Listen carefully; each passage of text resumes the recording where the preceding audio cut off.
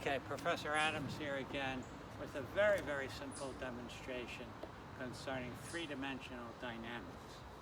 Now, every rigid body has three principal axes of rotation for which the mass product of inertia vanishes.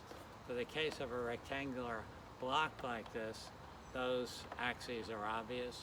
One is the spin axis, namely a longitudinal axis through the center of mass. Another one is this axis.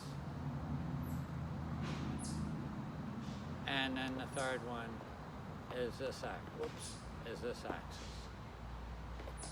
Okay, now if we compare the mass moments of inertia for those three axes, well, about this axis, the mass is located at a fairly close distance to the axis, so you expect the mass moment of inertia about this axis to be the smallest of those three axes. Furthermore, if you compare that then with the mass moment of inertia about this axis has a fairly large mass moment of inertia because on average the mass points are further distance away from this axis.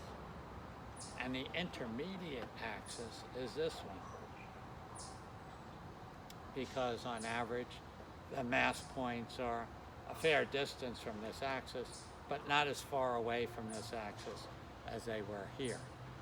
Now, an interesting phenomena occurs in that rotation about either the smallest mass moment of inertia axis or the largest is stable. So for example, I can easily spin this and it has no problem spinning like this. I can also rotate it about this axis. So let's try that.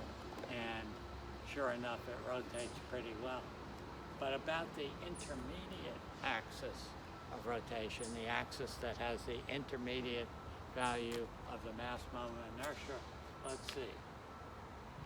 Well, it doesn't seem to want to spin about that axis. And it's not because I'm not trying to, it just is unstable. The rotation is unstable about that axis, stable about that axis, stable about that axis, but unstable about that axis.